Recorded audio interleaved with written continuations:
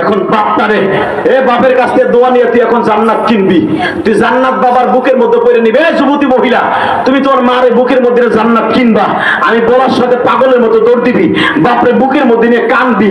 তোর বাপ যদি কান্দে, তোর যদি মাফ করে আমার আল্লাহ তোরে মাফ করে দিবে। যুবক ভাই, আমি বলার সাথে দৌড় দে, দৌড় দে, যুবক দৌড় দে, দৌড় দে, দৌড় দে, দৌড় দে, দৌড় দে, তোর বাবার বুকের মধ্যে কান্দতে থাকবে। যুবক দৌড় দে, একটা দৌড় দে, দৌড় দে, দেখ এই বাচ্চাটা আসতেছে, দেখো বাবা দাঁড়াইছে, ছোট নাবালেক বাচ্চাটা স্টেজের দিকে আসতেছে।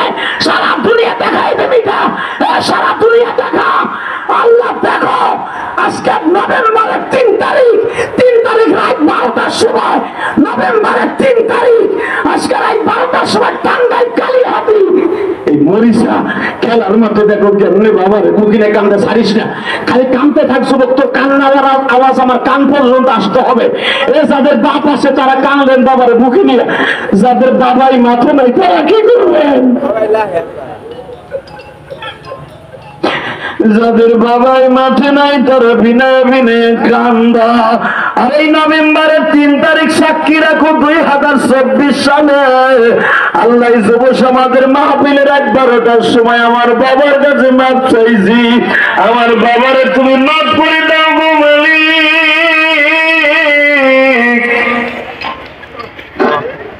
আল্লাহ রাত 12টার চোখের পানি ফিরে দিবা, দিও না। তুমি না মার চাইতে দৌড়ি, বাবার চাইতে দৌড়ি, তোমার কি মায়া লাগে না? তুমি মুখে মায়া লাগে না? যারা বাবার কাছে কান্দে বুকে ভরে তুমি তাদের বাবাকে মাফ করো, সন্তানটারও মাফ করো, ওলি বানাই দাও। এই মাহফিলটাকে তুমি হেদায়েতের জরিয়া বানাই দাও এলাকার জন্য। জোর করেন আমিন। বসেন, বসেন, ছেলেটারে লই ওইখানেই বসেন, কোলে লইয়া বসেন। আল্লাহ দেখো রাত 12টা পর্যন্ত কেউ যায় নাই, তুমি এদেরকে ভালো রাখো। জোর করেন আমিন। বাবা, আমি আপনাদের কাছে দোয়া চাই। কেন জানেন? এই দলেশ্বরের কাছে জিজ্ঞেস করেন, আমি আমার মায়ের একটা ওসিয়ত পালন করতে যে কোটি কোটি টাকা খরচ করছি, আলহামদুলিল্লাহ বলেন। ঢাকা কেরানীগঞ্জ জায়গা কিনা একটা মসজিদ বানাইছি, 4 কোটি টাকা গেছে আমার এই পর্যন্ত। আমি গতকালকে আপনাকে ধামরাই, ঢাকা ধামরাই মাহফিল করে টাঙ্গাইল এলেঙ্গা সাইফ হিসাবের মাদ্রাসায় ঘুমাইছি। ওই মেজবা সারাটা দিন আমার সাথে ছিল। জিজ্ঞেস করেন দিনের মাহফিলে যেমনি কাঁদছে, রাতের তোমরা কাঁদছো। এই কান্দার পিছনে আমার কোনো ক্রেডিট নাই, এটা আমার মায়ের দোয়া, আমার বাবার দোয়া। আমার মা ইন্তেকালের আগে 12 বছর বয়সে বলছিল, ইলিয়াস রে একদিন মা মা পেয়ে কানবি, তোর টাকা হবে, সেদিন আমি মা থাকবো না, কিন্তু তুই আমার একটা ওসিয়ত, একটা মসজিদ বানাইস। আমি বানাইছি, আলহামদুলিল্লাহ বলেন। তবে এখন আমার মসজিদে 3 তলার কাজ চলতেছে, দোয়া করবেন, টাকা পয়সা চাই না। হ্যাঁ, তবে কেন এই কথাটা বলতেছি?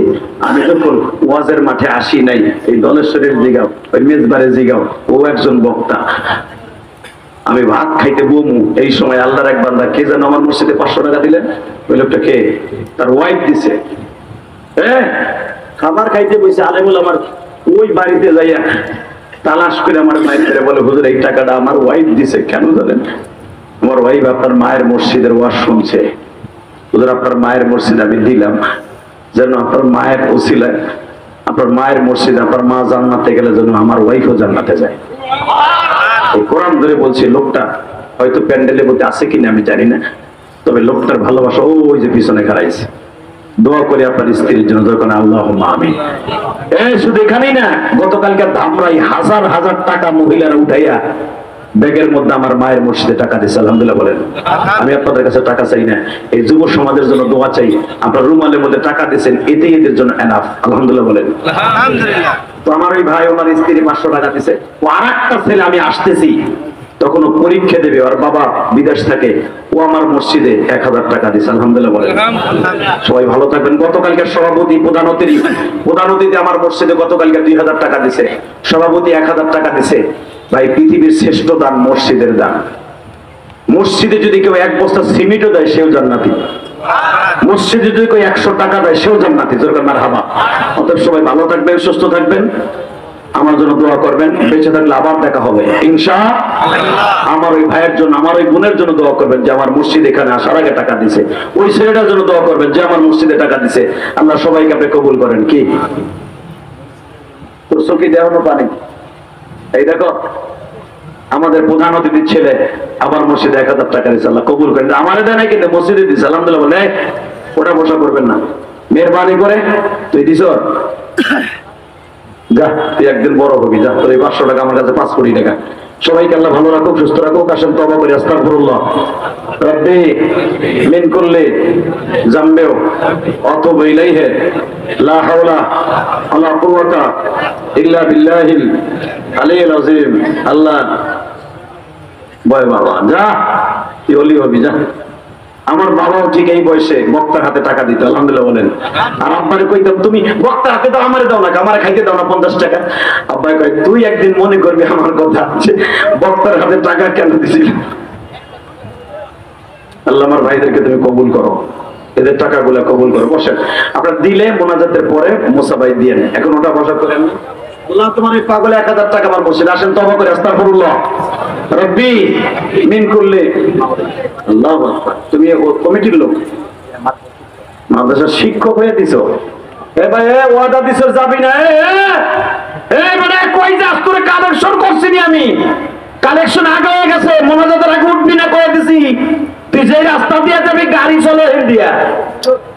আল্লাহ আমার ভাইরে কবুল করুক, জোরে বলেন আমিন। সবাই ভালো থাকবেন, সুস্থ থাকবেন। আল্লাহ যারা আমার মসজিদ না দেখে দিয়েছে এদের বাবা মাকে তো মাফ করে দিয়ে, জোরে বলেন আমিন।